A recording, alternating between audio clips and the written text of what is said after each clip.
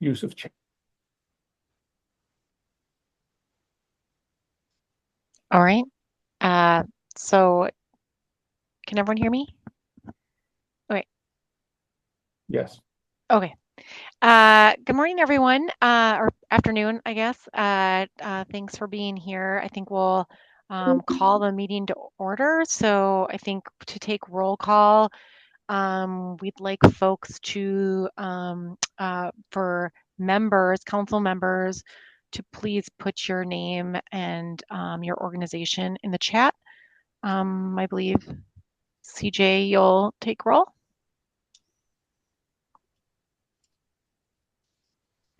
Yes, I can do that. And I see Jerry, John, and Sarah, you've already put your name in the chat. If we could do it out loud, that would be great. If you could turn on your microphones, it makes things go a lot smoother, and then we can determine if we have quorum a little bit sooner. So I'll start with John Benson. Present. Peter.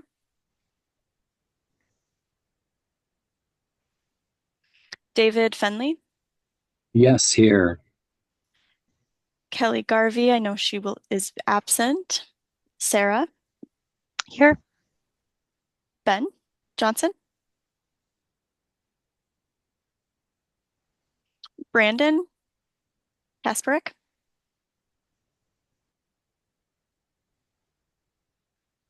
Nick. Brandon Nurmi. Here. Ellen Pillsbury.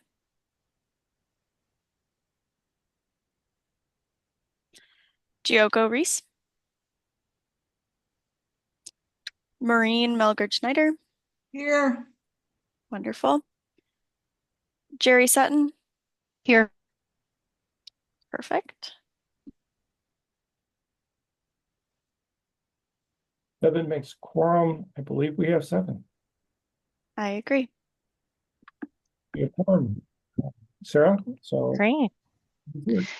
Yeah, next is review and approve the March meeting agenda. So hopefully everyone has been able to take a look at the agenda. And do I hear a motion to approve the agenda? Maureen will move the motion. Fenley seconds. Thank you, Maureen and David. Motion approved. Yeah. I have a moment just to instruct the non-members that have joined us today. We will have conversations and discussions going in between members. You are welcome to put things into the chat and ask a question, and we will address those questions as we move through some of our conversation. It will probably be we'll deal with a number of them at first, and then, but when you make a comment there, you're also letting us know that you want to speak to that comment. So please utilize that accordingly with that information. Sarah, back to you. All right. Next, we will review and approve the January meeting minutes. So if you all hopefully have been able to take a look at those, it was January 22nd. Those all were attached to the meeting notice. So do I have a motion to approve the January meeting minutes? This is Brandon, I so motion. Jerry Sutton, second. Great. The motion to approve the January meeting minutes is approved.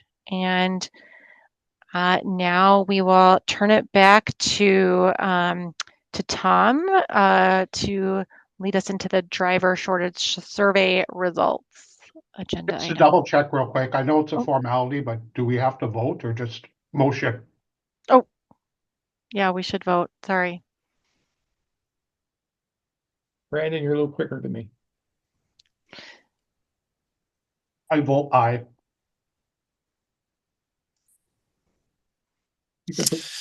John, yes.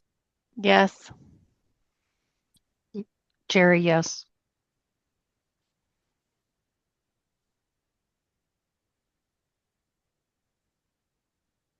Sarah, yes. Fenley, yes to both. can we circle back to the March meeting agenda?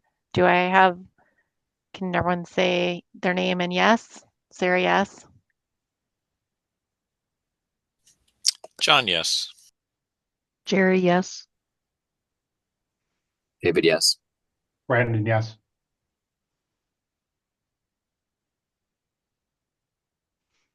All right. Thanks, everyone. Are we good to move on? Tom? I think we are good to move on. We have a total of 34 people on the line. Thank you for joining us. So, Madam Chair, do you want me to go ahead and move to the next item? Yes, thank you. Driver shortages survey results.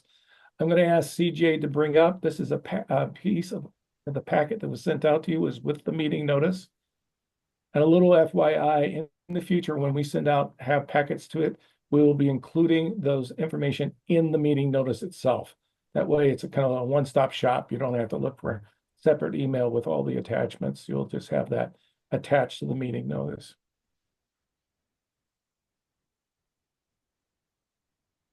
So I'll kind of kick it off here, and CJ will step into this occasionally, maybe more frequently than that. This is the Minnesota driver shortage survey that was completed, addressing the shortages across Minnesota. This is not just greater Minnesota, this is all of Minnesota. So the results came in from many participants. Move on to the next sheet. To better understand the issue of recruiting and retaining was the primary focus of qualified driver for passengers and transportation service to develop solutions that will help MCOTA develop potential legislative policy. We want to remind people that the survey went to more than just public transit providers. It went to non-emergency medical transportation providers, STS providers, which is a little larger pool. And then Department of Education, we included all the school districts across the state to respond. Next slide. This is the breakdown of how many surveys that we sent out. Of the 979 total providers contacted. The MDE, Department of Education, again, that's the number of school districts or entities that were responsible for school bus transportation. 366 STS providers. In that, nestled in the STS providers is, in order to be a non-emergency medical transportation provider, you have to be an STS provider. So the non-emergency are nestled inside of that 336 number. 78 OTAT grant recipients, that's public transit, as well as some of their other programs that provide passenger services that Office of Transit supports. And then 63 other private providers that did not overlap with some of the other lists that we had, mostly generated through our RTCC and TCAP partners in their respective lists that they have for providers in their given geographical area. And there's the split. And I'm going to turn it over to CJ because my voice is going to go a little weird. So CJ, go ahead and take it on. Of course. Thank you, Tom. So of those 979 contacted, like Tom said, we received 119 total responses, which is a pretty good turnout. We were happy with those results. Many of them were MDE providers. Again, those are the school bus drivers primarily, or the providers for school buses. And then a pretty even split of grant recipients and STS providers. We also asked each provider to respond to the question, how many drivers does your organization have on staff? And we asked them to break it down from full-time to part-time. The median number of part-time drivers was 8, and the median number of full-time drivers was 5. There were often more part-time drivers than full-time drivers. And across all of the providers that responded, all 119, they represent 6,556 drivers. So the reach that this survey had reached and represents the views of more than just 119 people. Almost 90% of the respondents said that we could contact them. So if there's any information that you have questions about or would like to learn more about, most respondents said that we could reach out, and that's a potential option for the future. We then asked about pay being a barrier. It was expected that pay would be something common that would be brought up by many providers. So we decided to pull this barrier out so we could get a better look at all the other barriers as well. 53% of the respondents said yes, it is a barrier. 34% said no, and 13% said other, which gave them a drop down to write in their own answer. So of those that said yes, we asked them how frequently is it a barrier and asked them to share in a percentage. So many respondents said that pay is a barrier between 76 and 100% of the time. Only 3 respondents said that it was a barrier less than a quarter of the time. So you can see that it is quite often a barrier to recruiting and hiring. The answers that came with other include just like people that said sometimes, or that yes, pay is a barrier, but obtaining a CDL is more of a barrier. Often people were just sharing that yes, it's a barrier, but it's not the most important one.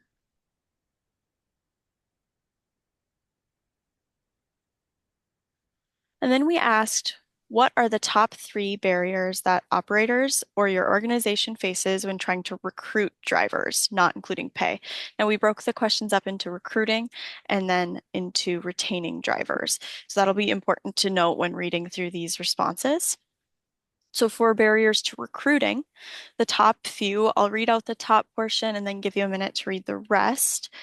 But the top response was regarding training and licensure. That means obtaining the training, the length of time it takes to obtain a CDL license, the cost, the accessibility of those trainings. The second response was difficult working hours. A lot of people had a hard time recruiting drivers because it is either part-time or split shift, or some people have a hard time obtaining childcare with the working hours that they are given. Inadequate benefits. This is due to costs often or because of that part-time status. Fourth is the lack of necessary skills and or knowledge. It goes with training a little bit, but this was more so the like driving skills or the responsibility or the people skills that providers were mentioning. Part-time status and poor passenger behavior came up next. Poor passenger behavior was often a response from the MDE providers, the school bus providers. That's something important to note, is that there were no providers that were targeting any sort of passenger behavior or any sort of person or demographic. It was often student behavior and young children that were making the job difficult. Inability to pass drug tests and background checks, lack of interest in driving as a career, uncompetitive wages. We did say not including pay, but some people were very passionate about that, so they included it here anyways.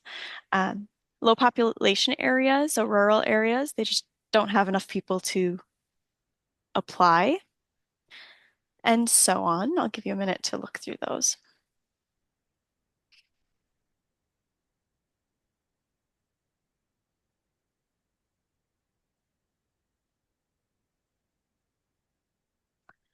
Next, we did what are the top 3 barriers that operators or your organization faces when trying to retain drivers? So when the drivers are already hired, why are they leaving? The top response by a long shot was an aging workforce.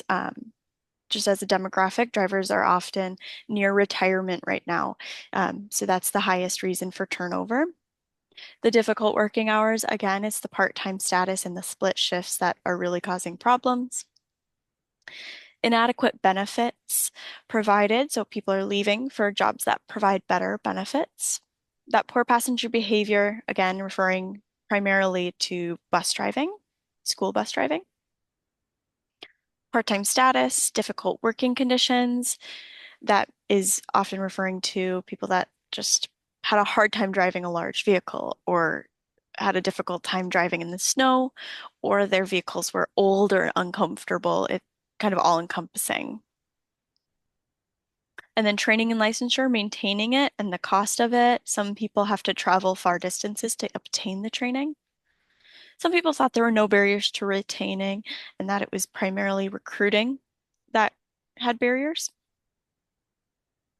And then random drug test failures and lack of the necessary skills, lack of support from school administration was perceived as a barrier. The physicality of the position, a lot of folks underestimate the physicality of driving as a career. Some drivers are only available seasonally and leave for the winter, and so on. There's some lesser mentioned but still important barriers, such as accidents or incidents on the job, deterring people from staying, or cultural differences that may make it challenging.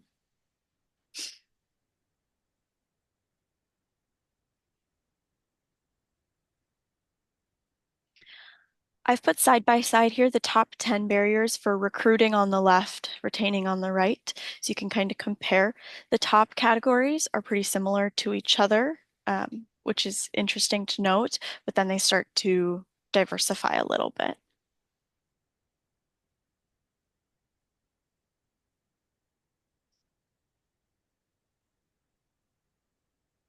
Finally, we asked, is there anything else you'd like us to know? So an open-ended box to have any provider say anything they needed to. So there were about 5 categories that we heard from. Some mentioned different driver challenges. So issues with conflict, mental health, and homelessness is a challenge for drivers. There's also a perception of younger drivers lacking professionalism and maturity, which causes challenges with retaining drivers. Many people mentioned funding and pay again, reimbursement rates, and uncertainties in pay sources. Hiring and retention, some people said that hiring has actually improved, and some has said that the high turnover is what makes it difficult to get settled in rural communities.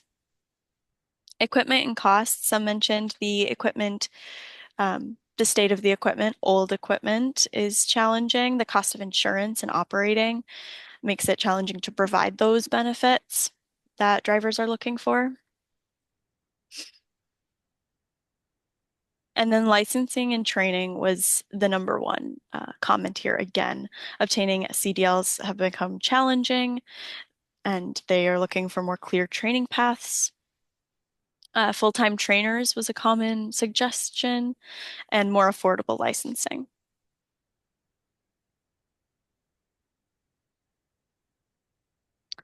Now I'll pass it back to Tom. We can lead a discussion about these. If anything surprised any of the members, or if you want to take a look at some of the data again. We're opening up right now for anybody that wants to go back to a slide and say, what is that really truly telling us, or try to understand it. So we have any questions?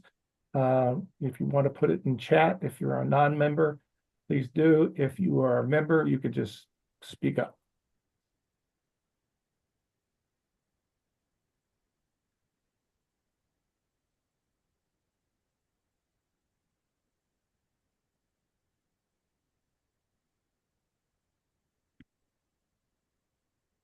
Not seeing any in chat, other than Karen Olin did a link to that. Karen, do you want to talk about that link real quick? Sorry, I pushed I pushed enter before I was done. So I don't know what all the Ghibli stuff is there, but I just wanted to put a link to this slide presentation. I just took it off the MCOTA page. So I think if you just click on the blue part, we'll probably be okay. I don't know what all the rest of the stuff is. So I just wanted to make sure everybody knew. Yeah. I'm finding this very interesting. Thank you. Thank you, Karen. Yes, Karen points out that on the MCOTA webpage, all this information will be shared because, again, this is in the public realm. Got a question right now. Can this be broke down per provider type? The answer is yes, that could be. CJ, you want to add to my response to that? I think that succinct response is correct. We could absolutely break it down by provider. That might give a better sense of what's truly important. That poor passenger behavior, for example, being dominated by MDE providers. That'd be good to break down so nothing's skewed. So that's a good suggestion, Beverly. Thank you. And the question about what is the next step to applying this research, that is going to be a point of discussion a little bit later here on our agenda. I just want to take the moment here for any of the members. Does any of the members have a question about the information? We have raw data behind this, so we did not share it in that format because it's a lot, and so to that end, this is how we summarized it, and hopefully it is meaningful to you. Any Maureen questions? has her hand up. Go ahead, Maureen. Thank you, Tom.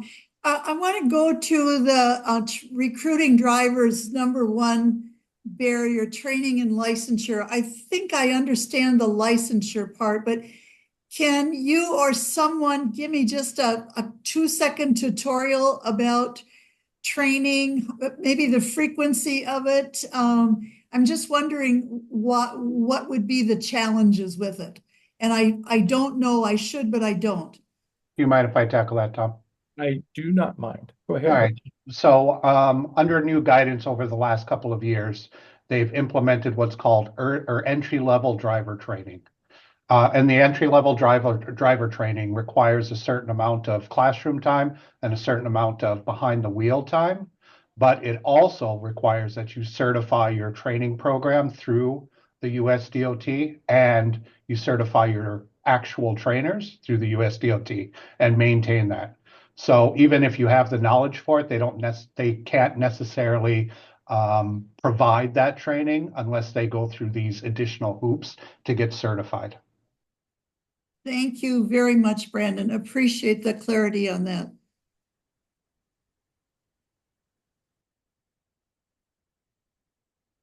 Also, the training has a variance in between the different provider types. Non-emergency medical transportation providers have a little different standard of training that's required versus a public transit provider level versus a school bus provider. The training sometimes parallel each other or overlap each other, but many times there's very specific items of being a school bus provider has a different kind of certification. Brandon was speaking very well for the public transportation point of view of the training that would be expected to be done. Right now, Brandon, I'm going to ask you, since you brought it up, availability for those training opportunities. Are they widely spread or are they very much concentrated in the Twin Cities? So for the training opportunities, I guess it just depends on if each individual. So most of the organizations usually try and set that up themselves if it's something that they can do. But of course, there's the maintenance involved in that. I'm not 100% sure where people go if they don't have that trainer. I believe they have to go to a training school, somebody who is certified. And then, of course, we're going to have the majority of those opportunities closer to the metro area. And just to add to that, when you talk about STS providers, they also have a very robust amount of training that each one of their drivers have to undertake within the first 6 months of driving, which is 4 different classes of varying lengths between 8 hours and 4 hours. And there's ongoing maintenance for those requirements. I think they have to be met at least every 2 years at minimum. Yeah, and they have to be a certified STS trainer providing it. Exactly. Thank you, Brandon. I appreciate that. Next on the questions I got from the audience is I wonder if concerns of funding uncertainty have increased even more since the time of the survey. It's a food for thought. We'll put that into consideration there, Mike. Appreciate your comment. So we'll go from there. Eric Day said, for those who are paying for CDL licensure out of pocket, the federal administration, anyway, requirement is not an option. It's too short term. There is no college credit offer, so the training expense can also be a barrier, which is, it fits with the conversation we've had for the survey results of, the lack of training is, kind of fits into that. And getting the certifications of the trainers is a problem. There's another effort which the MCOTA has been aware of, relative to the industry of requiring CDLs. And that's a federal requirement that is proven to be very difficult for a timely availability of trainers and certified trainers to actually administrate that for a different set of transportation that goes beyond just the public or goes beyond passenger transportation, and it's the elements of requiring a CDL. That said, that has been fortified with that result, and we will be looking at that probably prior to the next meeting. We have a work team meeting next month. That information, I believe, will be made available to us through our other division at MnDOT. So more on that to come. So that will probably put some context on that. Free application for federal student aid. Oh my goodness, I misread that. Sorry, I was thinking it was more of the transportation. Thank you, Brian, or Eric, I know your name, for pointing that out. So seeing no other comments in chat, I think we can move on to our next piece, which is going to help facilitate our discussion today.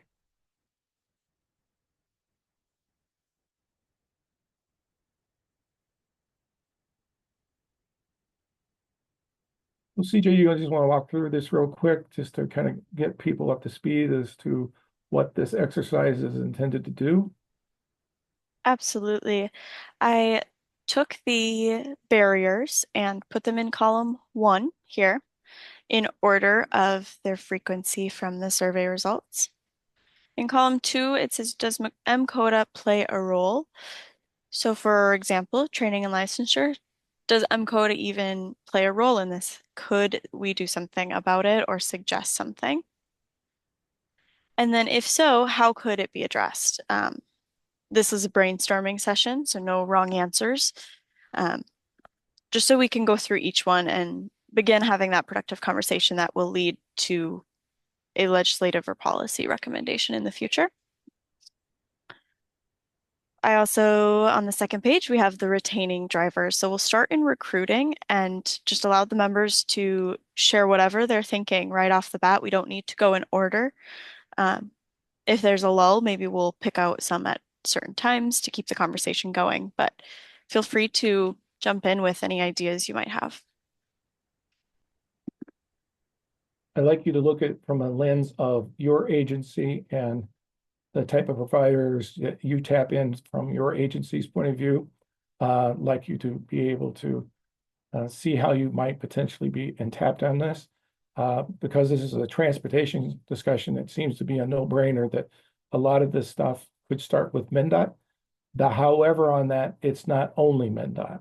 And that's the piece that I want to make sure that all the members, hence MCOTA, is engaged in the conversation relative to what's in my own backyard and how we can be addressing this accordingly in what's going on in whatever aging with whatever agency that you're attached to, and your constituency has been impacted by driver shortages. That all said, I just like to put that lens on and open it up to the members. You can verbally say whatever you want to say.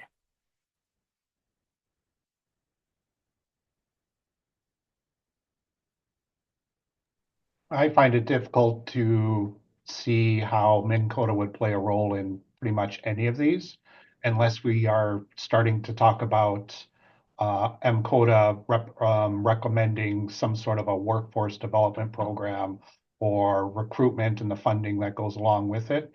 But things like training and licensure is all federally pushed. and any attempt to try and change that is going to run headlong into safety, which is going to be a difficult conversation. A lot of these things are just an aspect of the operation itself. Part-time statuses, difficult working hours. I'm not sure there's anything we can do about the market. So I guess my question is, what would MCOTA be willing to take on? Would we be looking at a program and asking for funding for it, or are we just looking for some sort of regulatory change that's going to impact these things? Either or both, and also.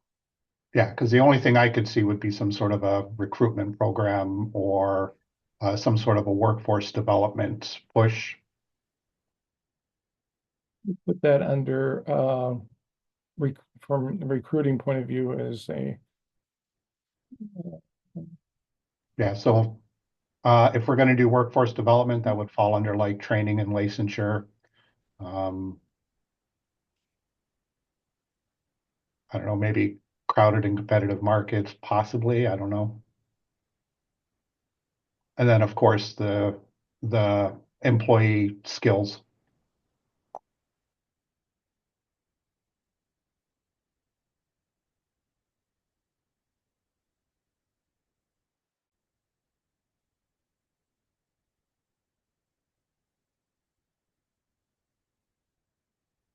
Thank you, Brandon. I think you did a good job of starting it off. You got to remember, MCOTA only exists in the nature of the 13 state agencies that are represented here.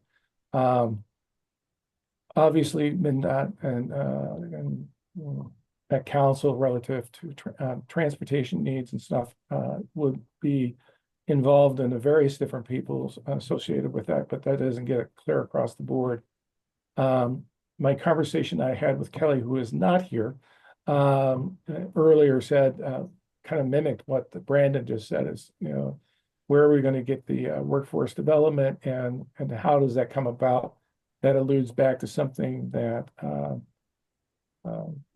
Eric Day said earlier in the chat about where would that credentiality, that programming and distribution of that kind of training would occur.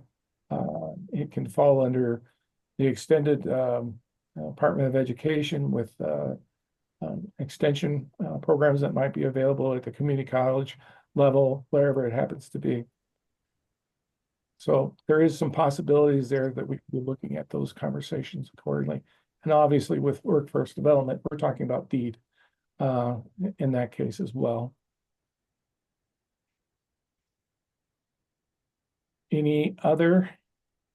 Our hands up. Oh, Tom, I had my hand up.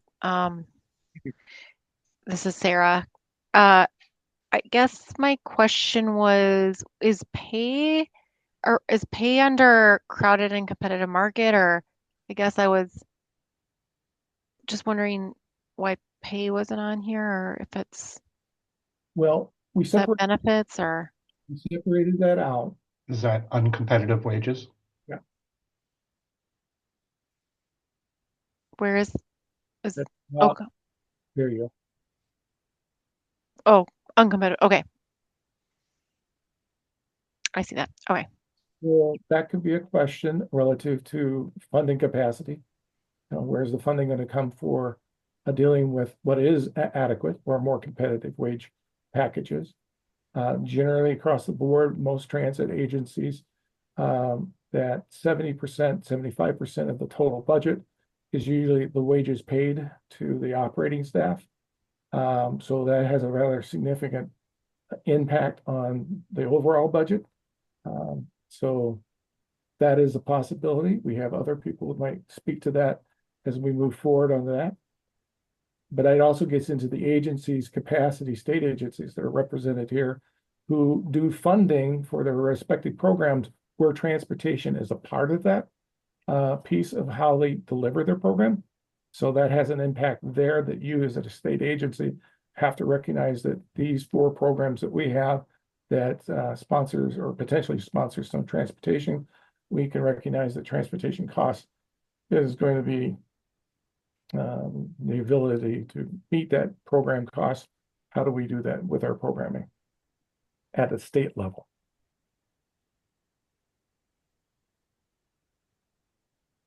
Tom, this is Maureen. I have my hand raised. I want to go to the aging population and the physicality of the job.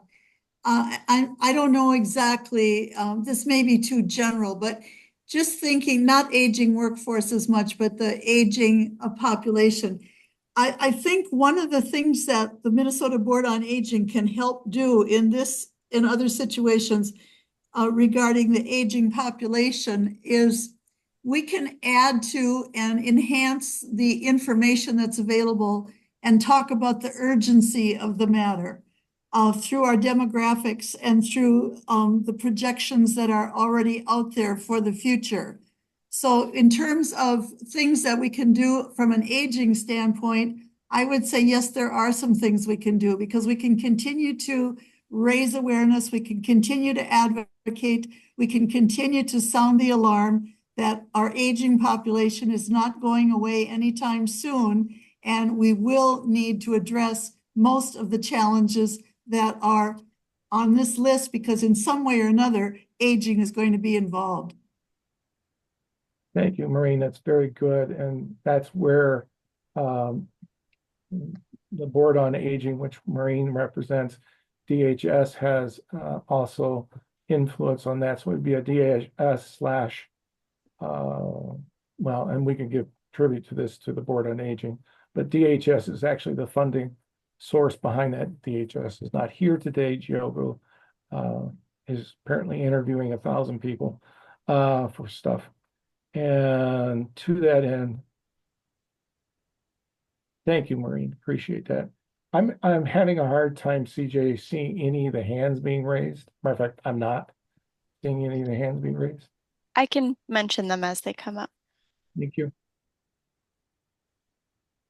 This is John. I'm not going to raise my hand. That way you don't have to look for it. Thank you, John. You're welcome. I think that DEED could have a role in the, there was a section having to do with recruiting. I could see that. Oh, there we go. Inadequate job recruiting efforts. I would suggest that could be an area that would be noted for DEED. Okay. Thank you, John. Appreciate that.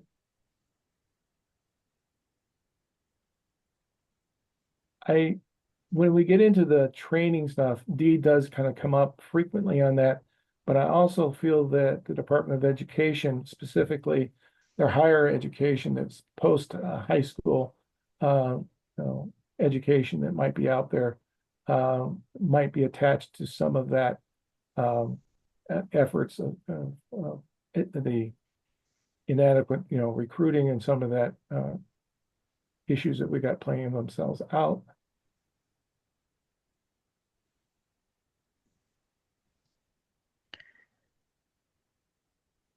Thank you.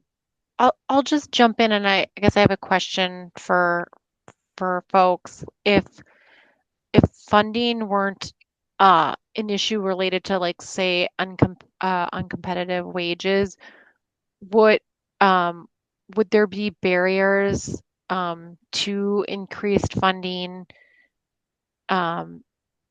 within, the different organizations or jurisdictions related to, like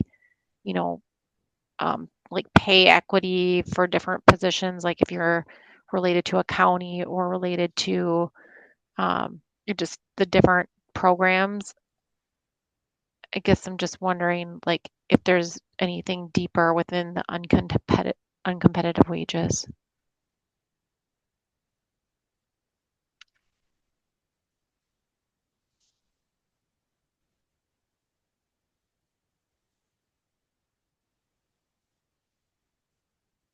Elizabeth, you're from Tri-Valley, up there in the northwest corner, very rural area, some limited populations, where maybe the driver pool is a little bit thinner.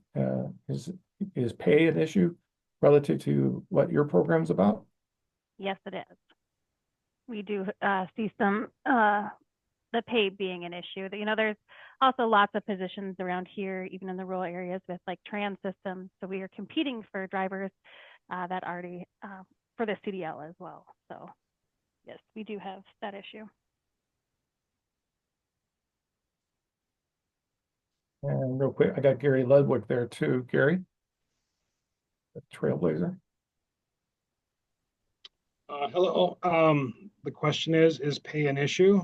I can affirmatively say absolutely, positively, pay is an issue. Yes.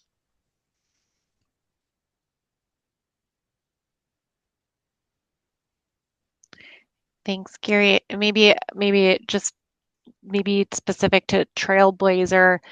If pay if funding weren't an issue related to pay, then would there be any other hurdles, I guess, like in relating to like I guess union or like other, I'm just trying to understand if there's any other issues related to whether the funding's available or if like does that make sense? Yes. Well, in my particular case, we're a government entity, a joint powers board, and the elected officials make these types of decisions. And there's a perception that public transit is, lower on the spectrum than other positions like, highway department workers. And there's unions and whatnot within the counties. And so they're struggling to balance the need for transit drivers and the role of a transit driver historically where we've perceived to be in the spectrum. And over my career, 29 years, I've continually tried to reposition their perception of a transit driver and get them at least equivalent to like a snowplow driver. So the biggest hurdle I have is with the local elected officials approving salary increases and how those local elected officials, compare that to other positions within the counties. And I'll be invited to speak at some point here, but my governing board actually did increase wages to $30 an hour starting for drivers, which coincidentally I opposed because of our funding restrictions. I felt that they were taking too much of a risk with local dollars, and I was of the opinion that $30 wouldn't do the trick either. So I didn't feel the need to invest the extra money. But long story short, by hitting the $30 mark, we've been on a hiring spree in 2025, unlike I've seen in 7 to 10 years. So pay is an issue. The local governing entities and the comparable worth and all that stuff, and just the industry itself, where it has been and where it needs to go, those are barriers. And the perception of what a transit driver is, what a transit driver does, what the responsibilities they have, the physicality of it, the intellectual demands to pass the training, et cetera, all of that, plays a role in where these positions are, valued at, perception wise. And that's a big thing that our industry needs to overcome. How do we raise the bar in this profession so they are recognized and compensated in accordance with other positions that have similar roles, responsibilities, and so forth. Thanks, Gary. I think that was kind of like what I thought might be your response, and so I'm really glad that to hear that, and then that everyone else is hearing that, because I guess maybe I'm sort of interested in maybe what if there's any things that MCOTA could help push, or at the state level that can help, again, kind of to what you're saying, is raise that bar and like kind of raise that awareness of what is required of a public transit driver, other transportation drivers, that that we can maybe first see that as equal to some of these other types of career paths so that if the funding's available, the pay could like that seems kind of like the first barrier before we get more, before maybe we would look at getting more funding. Can we, if we had the funding, could we pay drivers more? And if in certain jurisdictions the answer is no, I feel like that seems like a pretty important piece. And going back to the survey, it seems like it's like one of the number ones from the survey. I'll speak a little bit. Thank you, Sarah. Appreciate that. And that puts it in context to everyone. But I also want to let you know that we do, and by the splitting out the different types of service providers that responded, that will probably be helpful for the group. And that's a walk away that I'm taking from this conversation.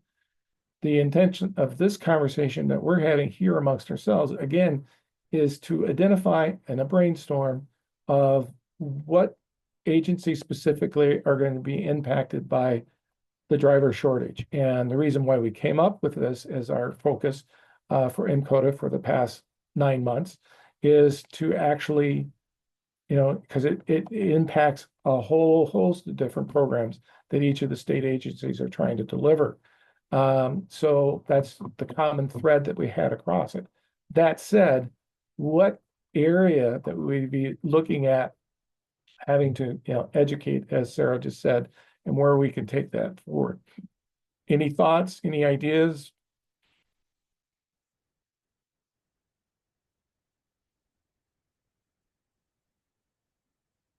Nobody's from education here, but I know part-time or split shift conversations is a real common thing with school bus providers, but it's not unique to school bus providers. Non-emergency medical transportation tends to be a one-on-one transportation need, but an entity or a person has to transport somebody, especially if you're in a rural area, to a very far area for services like 100, 200 miles. There is no going back until the person is cleared from release from that hospital that day or clinic or whatever they're doing. So there's a lot of downtime in between the two, which they don't get paid for. So therein lies one of the questions that, has been looked at from the non-emergency medical transportation. And schools are also saying from a budget point of view, we really can't do other than split shifts because we have to spend money on paying for their downtime. So a tough question to address, but a question that still needs to be addressed.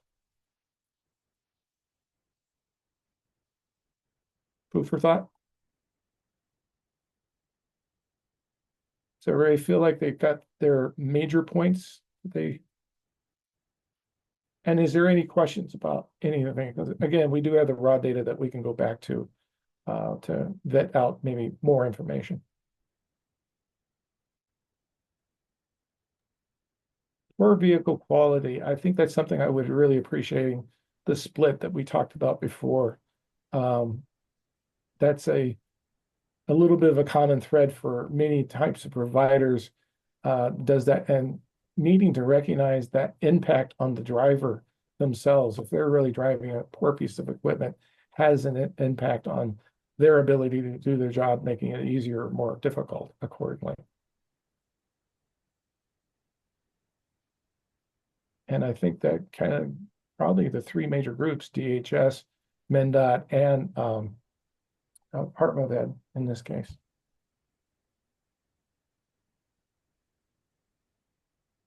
Tom, this is Maureen again. I just thought of something else regarding aging as I've been listening to the conversation. I think when we talk about educating younger generations, I want us to make sure that we also include in our thinking those seniors who are younger. We have an initiative in Minnesota right now called Own Your Future. And essentially, it is all about having people begin to look at their needs earlier, upstream, if you will, so that they don't have to get into a catastrophe that ends up putting them on Medicaid. So when you put that into transportation for aging, you can look at it like this. If I am 50 or 55, and I want to find out something about some public transportation options or options in general. I may be able to go to my area agency on aging, and there I will find out that in some cases, the Older Americans Act dollars will pay for those funds. The other side of that coin is I never do anything about researching my opportunities as my aging continues. Now I'm 85, I have a catastrophe, I don't know who to call, I have never used public transportation, and I am in the emergency room by ambulance and possibly nursing home bound. And that's what I'm talking about when I say, let's not limit our thoughts about awareness. We need to be getting our elders educated earlier about what their options are so that they can remain in their community. Thank you, Maureen. I appreciate that. And that's the forward thinking that we would like to have all the agencies start looking at what is the impacts moving forward and how we could be looking at that. So we're not only looking at maybe existing barriers, but looking at some resolutions toward the future, how we can address that. So that might be additional legislative answers, or maybe we already have the legislative answer. We just need to develop the policy more clearly about how funds can be potentially used. So that's all great food for thought. Thank you. We don't have our remember from commerce about insurance costs. That's one thing that always seems to creep in. I think, CJ, correct me on when we hear insurance costs, we're talking mostly about the vehicle cost of insurance. We're not talking about the kind of benefit package that's available, which we had to up the list a little bit further, but I'd just like clarity from you, CJ, on that.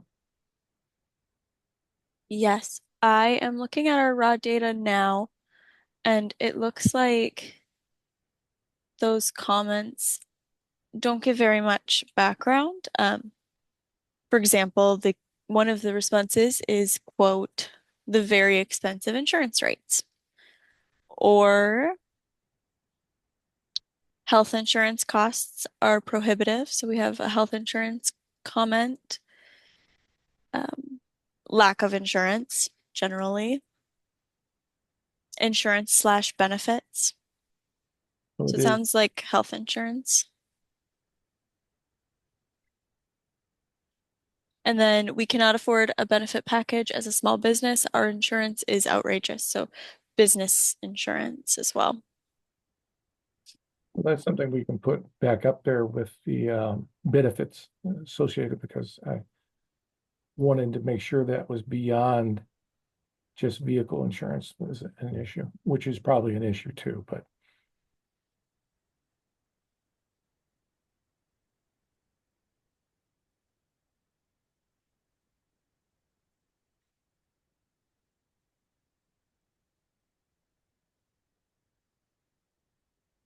Any more comments before we move on?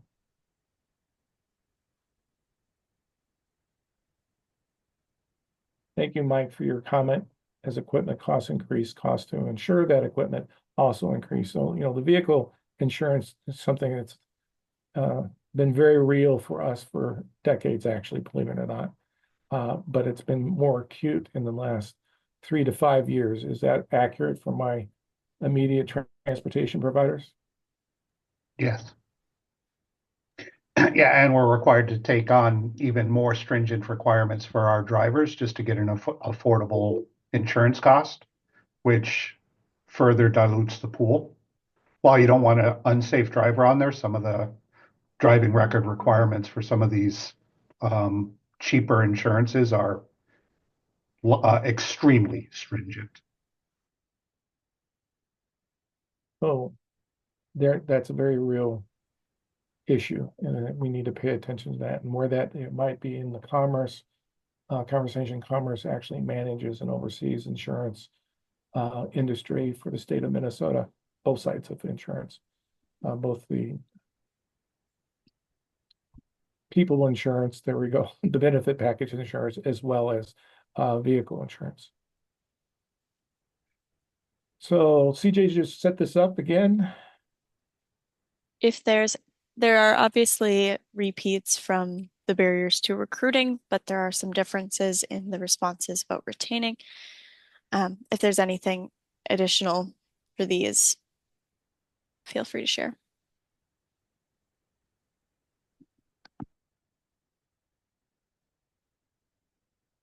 We might be able to glean this from the raw data, but the lack of, if you can keep up toward the top of it, the part-time status is also related to maybe people not qualifying for benefits. You know, those two could be married up with that. The intention is to keep the costs down by making sure people don't exceed the hours that makes them full-time and therefore not qualify or would be qualifying in that case if they were closer to full-time. So I think those two pieces might be slightly connected. We can double check with our raw data, see if that's true. Anybody want to argue that point one way or the other?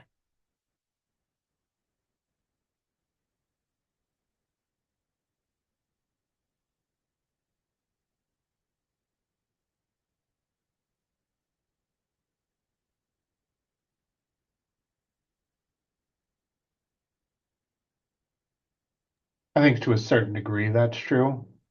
More on the side of as benefit packages become more and more expensive, the employee portion of it continues to increase as well. And that at part-time hours, you may not be able to afford the employee portion, especially for some of our smaller organizations, non-county. Thank you. Very good point.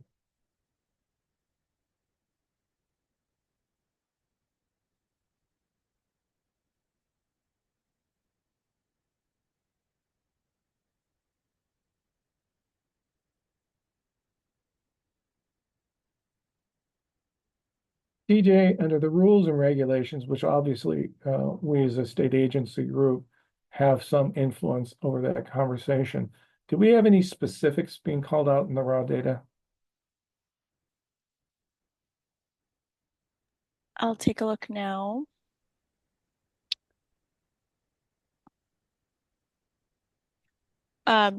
Yes, one person says drivers don't want to follow the rules. Others say rules and restrictions are too strict.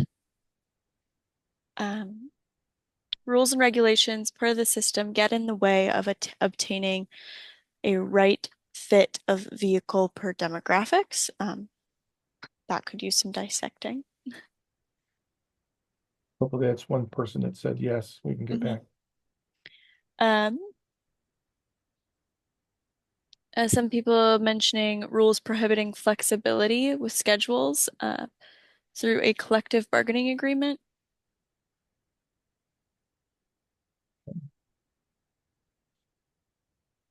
And then parents, students, laws and rules. So maybe this is one of those that we could reach back out to the respondents regarding. Let me make that note for doing that. I think that needs maybe a little bit more vetting.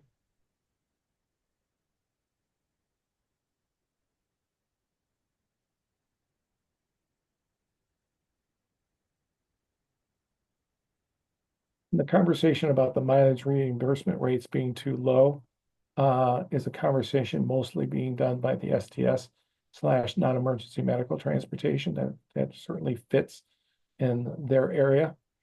So that's would be a question that yet again, DHS may need to take a look at that yet again. This is not the first time DHS has looked at that rate conversation.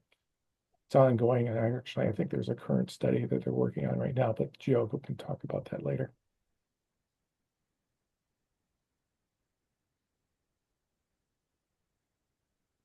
Is anything standing out to anybody else on this list? Again, it's slightly duplicative. In some cases, a lot of duplicate.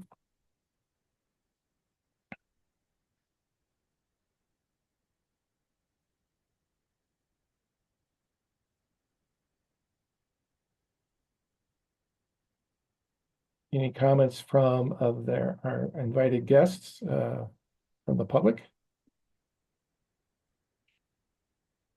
Any of these stand out to more than anything else?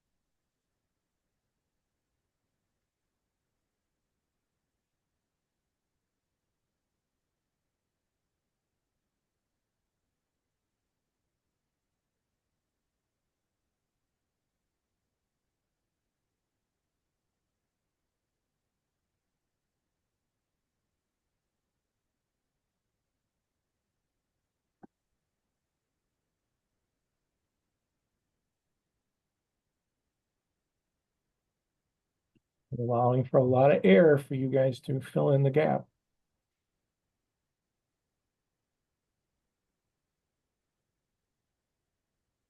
As I said in the beginning, I think a lot of these are just cannot be addressed at all. Things like drug screenings or random drug failures. I mean, that's just going to be the difference between federal drug policy and state drug policy and that sort of thing. A lot of these things are poor passenger behavior. There's nothing we can do about that. Difficult working hours. I mean, that's just kind of just comes with the operation that you're doing. And I don't think any change on our side is going to change their operational model. We have a Right. question from Beverly. She asks, how does the dynamic transportation study fit into this? Very good point, and it is a conversation that is a focus on the alternatives of transportation and what opportunities that may be available out there. And that was what the study was about. Sarah, that has not gone public yet, has it? I don't, not as of yesterday, so I don't think it probably is published today. I've Well, not gotten word. so it's soon, we'll be able to share that, and actually we'll have our staff person out of here, Caroline Miller, probably do a little presentation about what that's all about. I'm hoping maybe by the next meeting, at least the work team meeting, maybe. I would probably say one of the takeaways I recall from, participating in some of the stakeholder discussions is just that it's a similar issue across the board related to driver shortage. So, I mean, even if a TNC would open up in, a rural area, they're gonna struggle without subsidies to recruit drivers.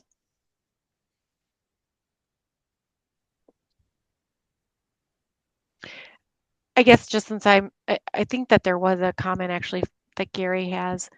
Gary, do you still have a comment?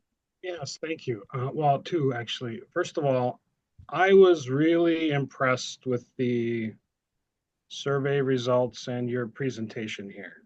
Rarely do we get this quality of work, and I really honestly feel this hits the nail on the head. So well done. Congratulations. I think you got a real good idea of what's going on here. One thing that really surprised me in terms of recruiting drivers was number one, training and licensure. 29 years of doing this, I've had well over 500 drivers that I've hired. And I can, from my experience, tell you the only time that comes into play for me is when you're dealing with less desirable applicants who just struggle in general. And that may be a reason why is that we're not attracting the higher quality, more desirable applicants. That from my perspective, that's the only way that particular response makes sense. So I just wanted to share my experience with the group with that point, and since it's number one on the list, I wanted to share that. Thank you. Gary, given the fact that you just recently had some success with the increase of the driver wages, is the issue of the training and licensure less so? Well, to put this into perspective,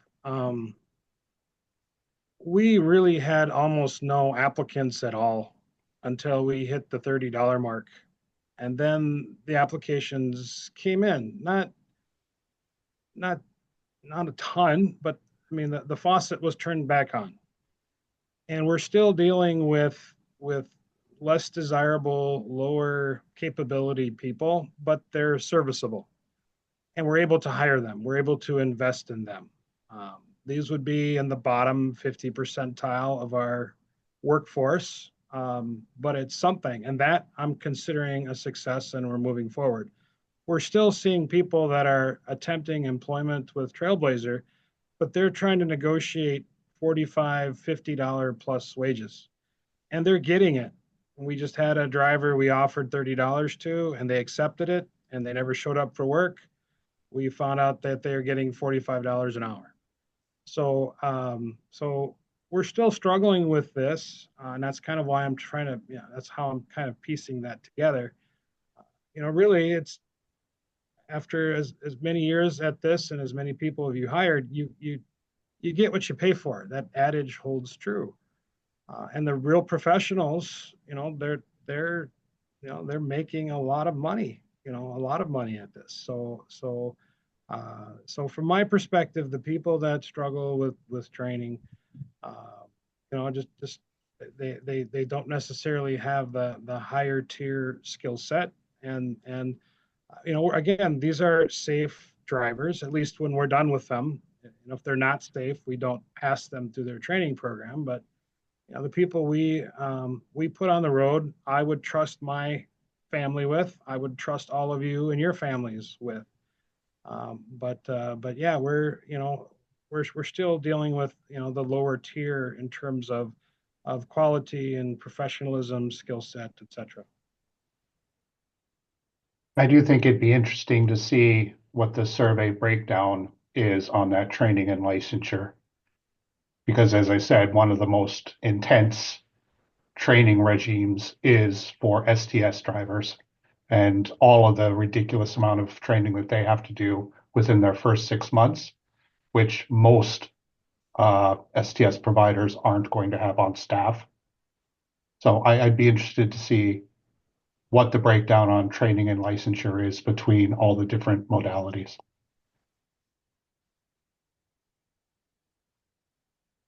And our STS providers range from one-person shops up to, I think the largest one was about 60. So, and there's a world of difference in between 60 drivers versus one driver. And that gets into the scale of economy of scale that Brandon's alluding to, is how do we, help the smaller providers, keep the quality of drivers as high as they possibly can and still be a viable business for them. So all good questions. It gets into that. Dynamic transportation kind of touched on that when we get into that information and the walkaways from that. Any other comments, thoughts, questions?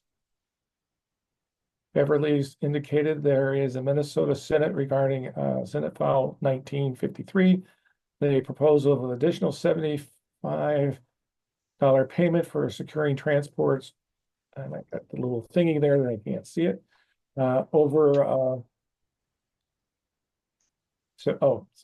Keep scrolling down one more. Yeah, for over 100 miles, in addition to the other parts of the bill. Yep. So if people want to check that out, I think that might be worth looking at. And that's more specifically probably addressing the non-emergency medical transportation funding, which is a pretty significant piece of what DHS spends some money on. We have a raised hand from Nick. Go ahead, Nick. All right, thanks.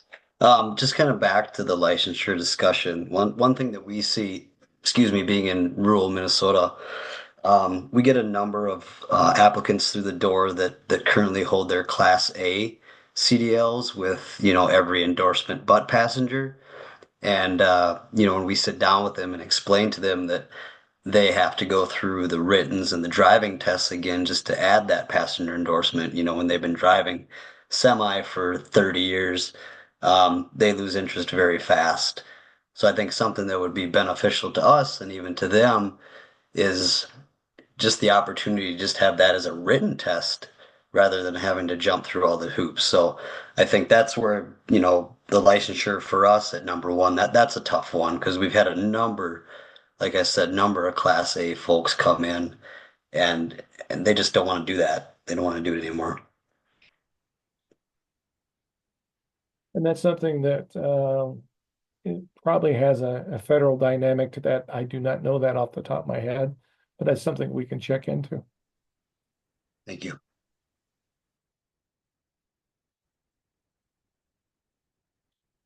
Any other comments, thoughts, insights?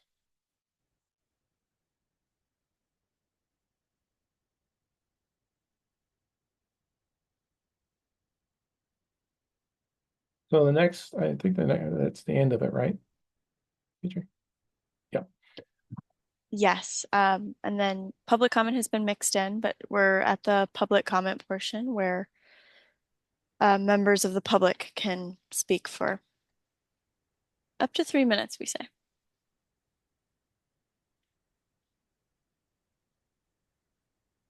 This is the case where you can unmute yourself and make your comment. Do identify yourself when you make your comment. Just first name only is all what's necessary.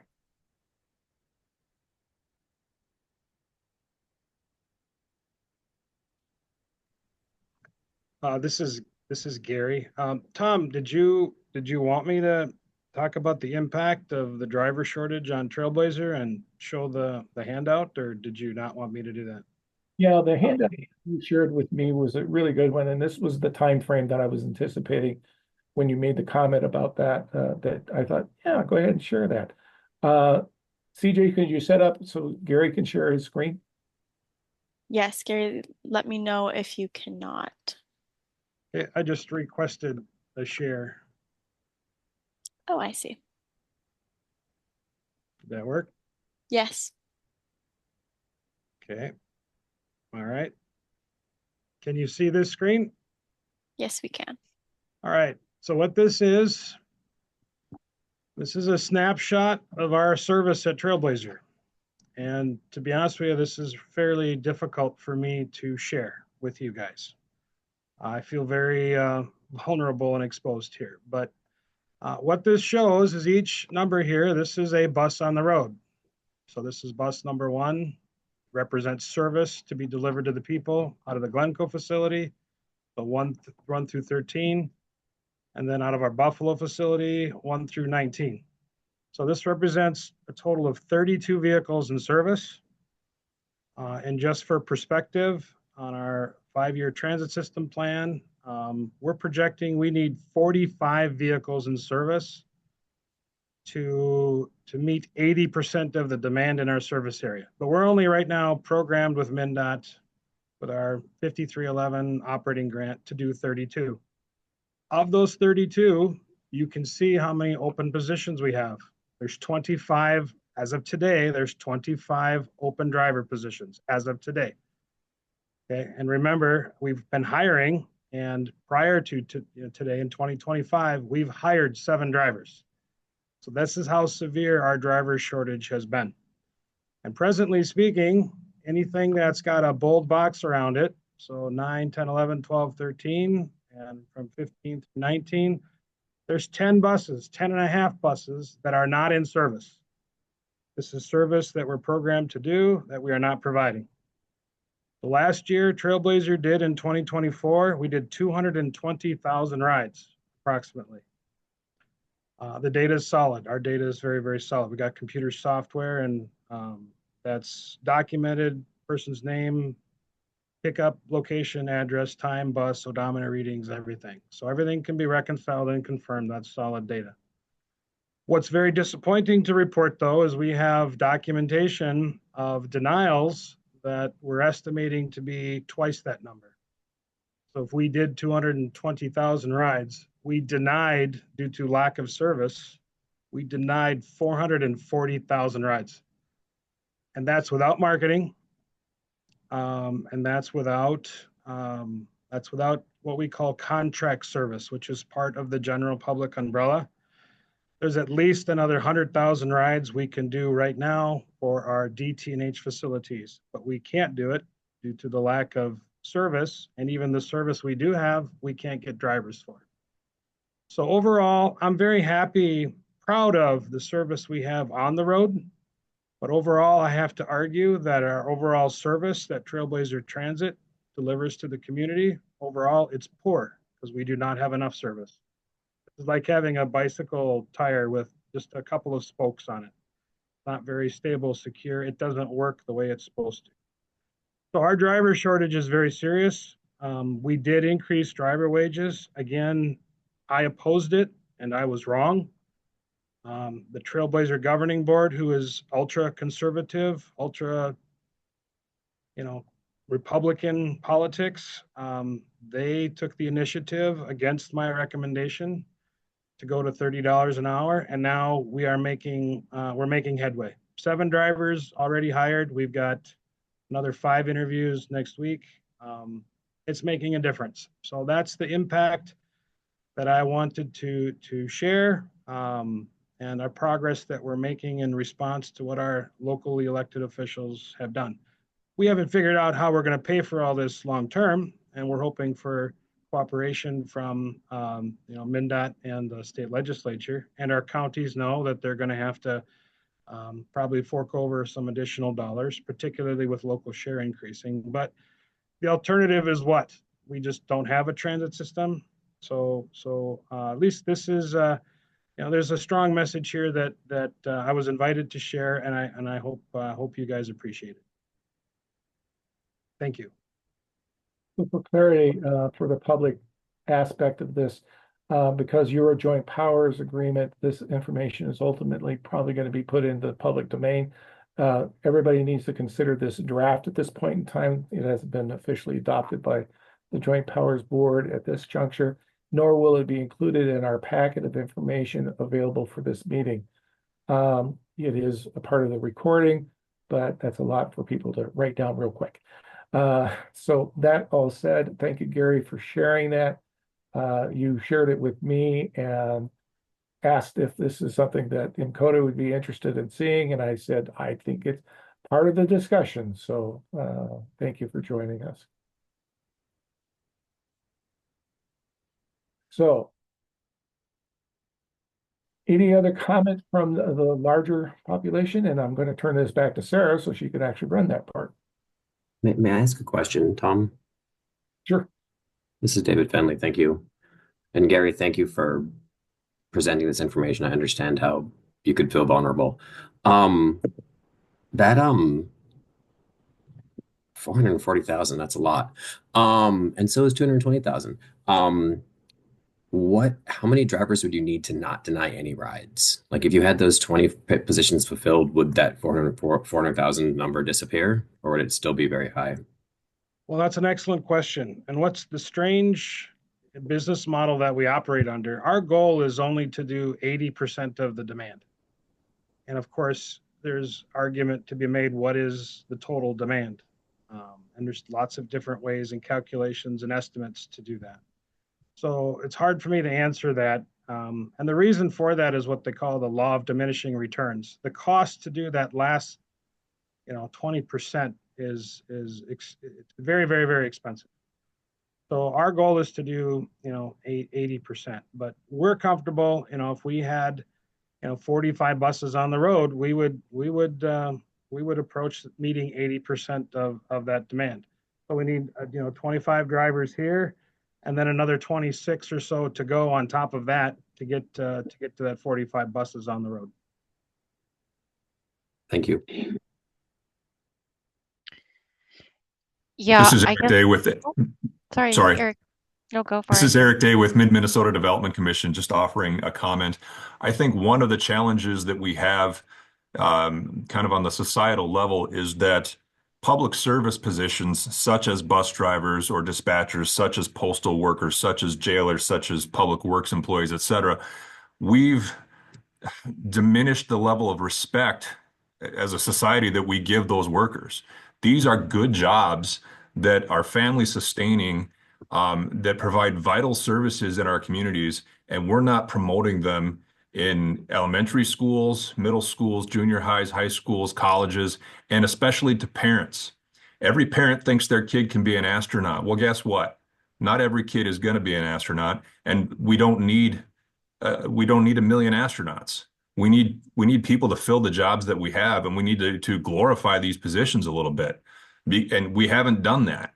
And and some people will be saying, and there might be some people on these calls that say, yeah, we should do that, but my kid should be an astronaut. That happens all the time too. But we need to hold these positions to a higher level of respect, because these are viable career ladders, and we should be talking about them.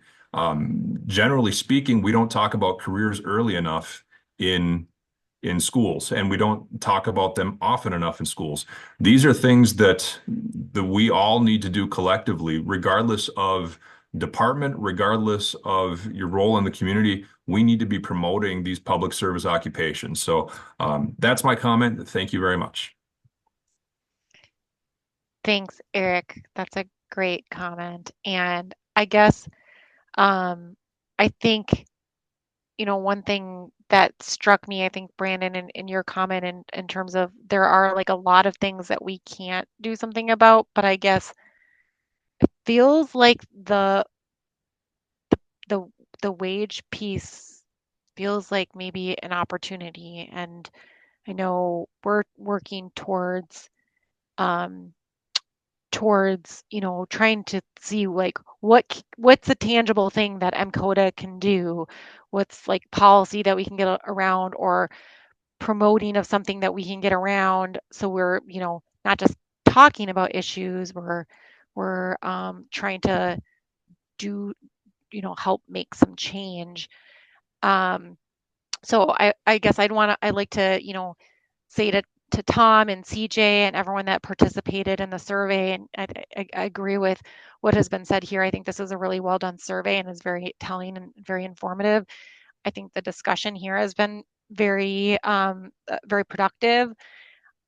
I kind of just want to put it out there, and maybe people don't agree with me, and I get this is just for discussion. But I mean, is this competitive um, pay, or something that might want to be our focus? Because again, it sounded like there is barriers at like a local level and how we promote these. And so I think I'm really interested to see what we can do on that front, if that's of interest to this council.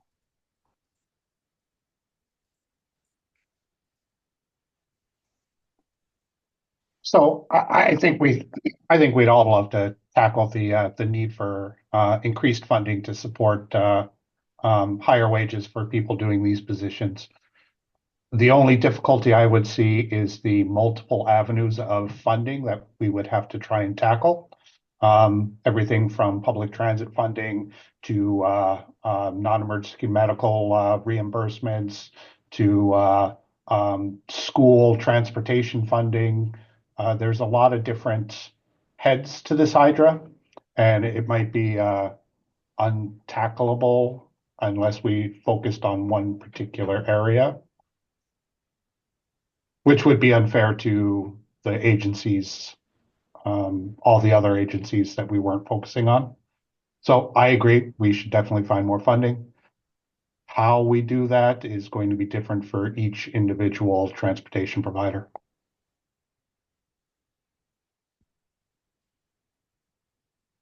Thanks, Brandon. Other thoughts?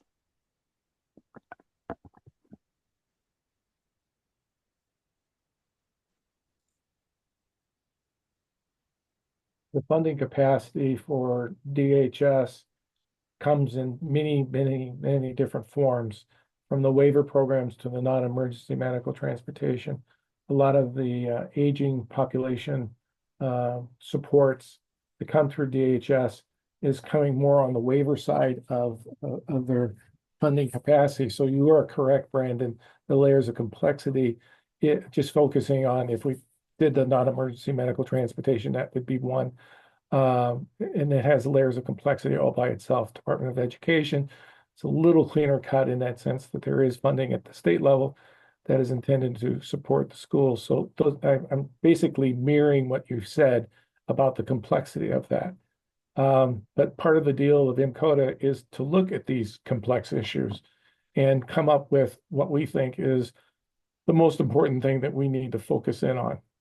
So to kind of reiterate Sarah's question, what is the thing that we should mostly focus in on?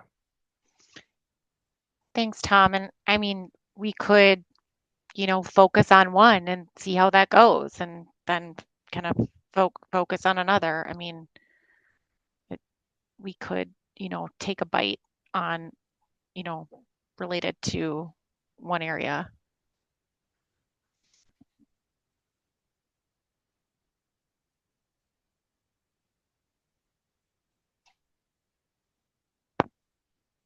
Sarah's invitation is to open up to the other membership of MCOTA, and I would appreciate other members to speak up accordingly, how to do it. Maureen, you're really good at that, so please add your 2 cents or give a ho. That's everything is said is great. So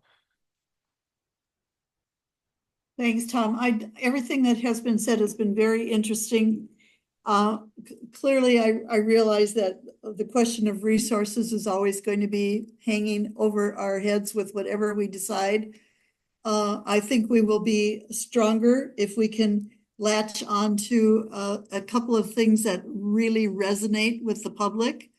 I think it will be an easier sell for our legislators. And there's quite a few of them, and I think our survey tells a very, very, very strong story. And it seems to me that we need to take another look at what's come out of these conversations today, see if there's enough there to identify 2 or 3 common themes, and know that we can do more by focusing than being quite scattered in our approach, which is exactly what I think what your end goal was in terms of doing the survey in the first place, and then doing such a really comprehensive job with it. Part of it has got to be awareness and education. We know these things on the MCOTA board, and those who join us for public comment, we already know these things, but how do we make them applicable to the average person who hasn't even necessarily thought about this yet? That's kind of my key takeaway. How do we make this a kitchen table? Whatever we decide on, how do we make it so common that no one can avoid it? thank you. And Maureen, I think that's so true. And I think like this survey story, though, also coupled, Gary, with what you shared, I think makes, kind of that like reality of the effect of maybe our inability to provide as much service as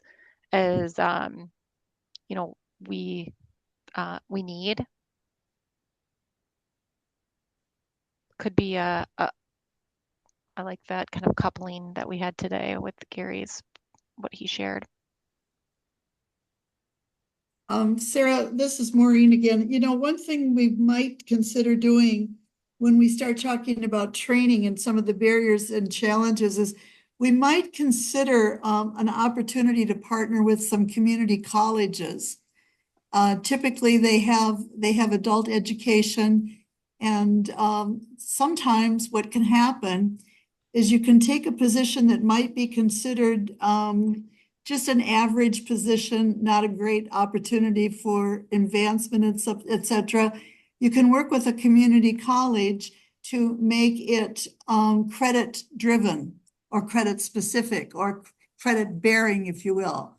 And by the time you end up with your fully trained and you've passed your training, you actually have made some inroads into some higher education as well. So I know we talked a little bit about the Department of Education, but whatever we land on, I do think it's important for us to have a good conversation about who are likely to be our most active and influential partners. And I thought of our community colleges and others when we were thinking about training.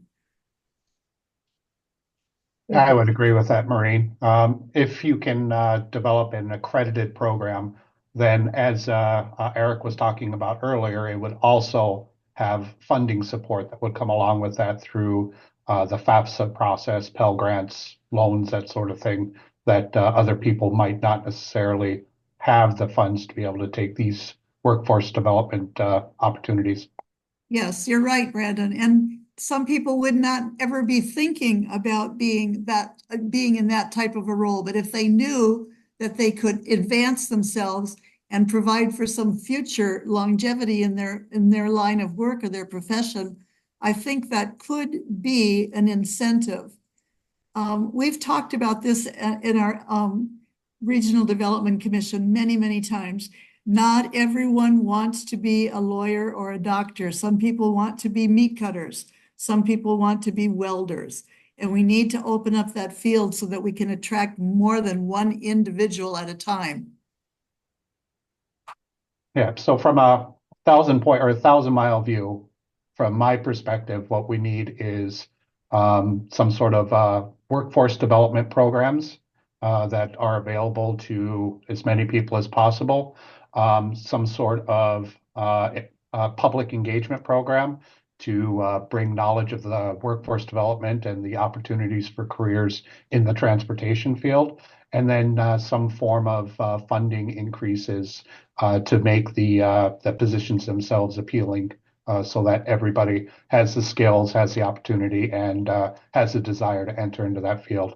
Again, that's 1,000 mile view. So I guess we come back to the question of which part do we focus on first? What can be the foundation to build the rest of those off of?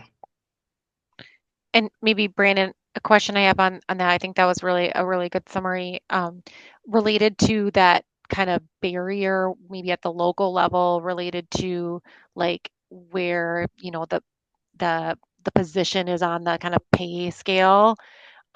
Is that part of the public engagement, or is there like another sort of like, you know, um, just want to make sure that was captured, because if we get the funding, if we are able to get more funding, how would we get it to people? We had right with that barrier. Right. So, yeah, I would agree with that, as well as just letting people know about the opportunities and um, start talking up these positions about, this is a career path and you can make a living off of this, and you will be helping your communities and so on and so forth. So I think there's many opportunities for marketing and engagement for transportation positions. And Thanks, Sarah, Brandon. Eric Day just put something in the chat that I really have to agree with. He says people need to learn about the driver position. They also need to see that there is opportunity to advance within the transit industry. So he's not talking necessarily at 1,000 feet. We're going on a longer runway there when we think of the transit industry and what we have ahead of us in terms of demographics. We know that it's going to be a vital industry and one which could provide some good future potential. I agree with that. And that's actually one of the stories that we like to tell over here at Arrowhead. I started as a part-time bus driver 16 years ago. I think I've heard that before, Yeah. Brandon. Good for you. Yeah, so we like to tell that kind of internal success story, and we have others as well. But those are part of the stories that we like to let people know that yes, you come on as a bus driver, but there are opportunities to to advance into other positions, maybe even more professional positions, based on performance and that sort of thing. And we could come up with some fairly snazzy, enticing PSAs with that sort of a message involved. And we could even do some first person interviews. I really like that. And I like that story of like it could be a good career, forever kind of career. I mean, I sat next to a former bus driver for Metro Transit at the state fair and had a long conversation, and he had been a career bus driver and was able to support his family. So that's a really good story. Brandon, your story, I think, I don't know, is Jerry still on here? Wasn't Brian Lamb, the former GM of Metro Transit, like was he started in driving a bus, I thought. But anyway, Yeah, I think I that's believe a that's great, true. Yep. yeah, I mean, yeah, he's pretty awesome. I got to work with him.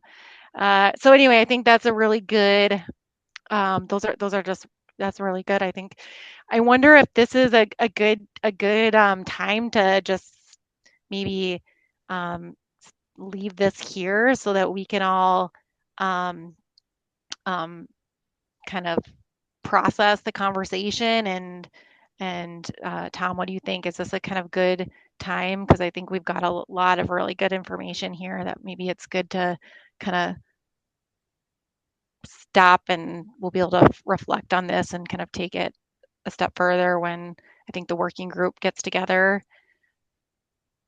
Oh, I think you might be muted, Tom. I'm not sure I'm hearing you. Well, I'm weak voice. That's why I had CJ. Oh. No, we do have a work team meeting in April. CJ, you got the date on that?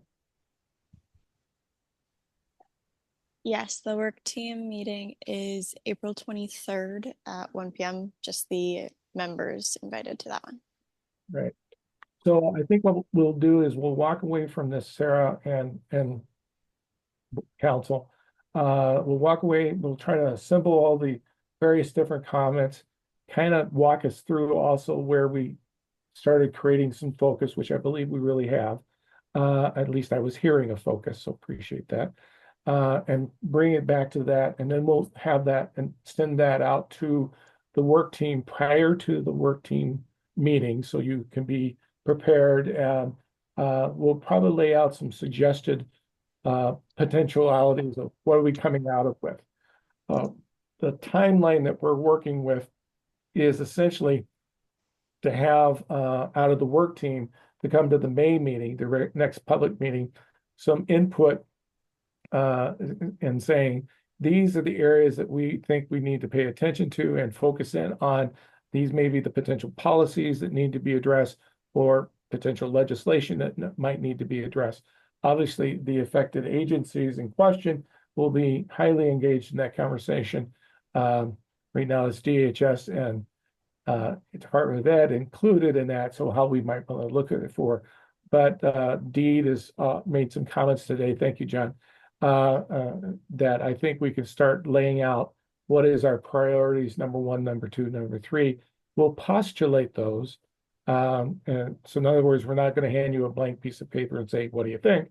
We'll lay out some potential conversations that we as a work team say, yes, this is what we would like to take to MCOTA for some actual action involved with that.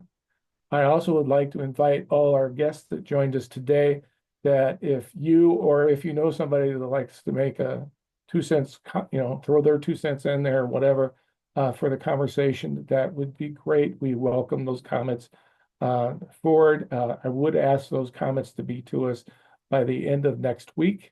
So it's fairly fresh and that we have some time to actually digest it and pull it together. So Friday of next, when we send the packet of information out to you, we'll have a little reminder about that of your homework assignment. To the members, that's assignment.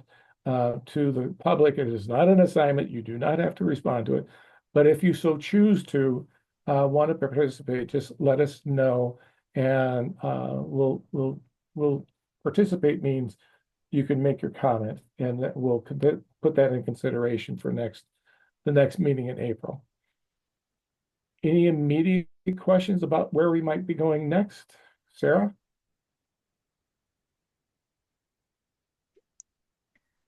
None from me. Anyone else?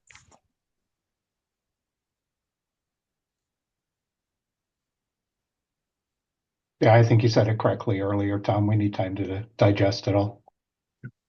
Yep. We talked about a lot of different things today, so it's good that we had that robust conversation I keep talking about. So thank you all for participating. Really greatly appreciate it. So Sarah, you want me to take the... Sure. I guess I'll just thank everyone, all the council members here for participating. And also I just want to thank all the guests here that also attended the meeting. I think this was a great discussion and look forward to continuing the discussion and the work. So I will just adjourn. Is that okay, Tom? Just reminding the next public meeting for our guests to know that if you want to join us again, it is on May 28th. That's on the calendar. And if you need a special invitation or you want to invite somebody else, feel free to reach out to CJ and myself, and we'll get you included in the next meeting. Thanks, everyone. Have a great rest of your day. Thank you so much. Bye.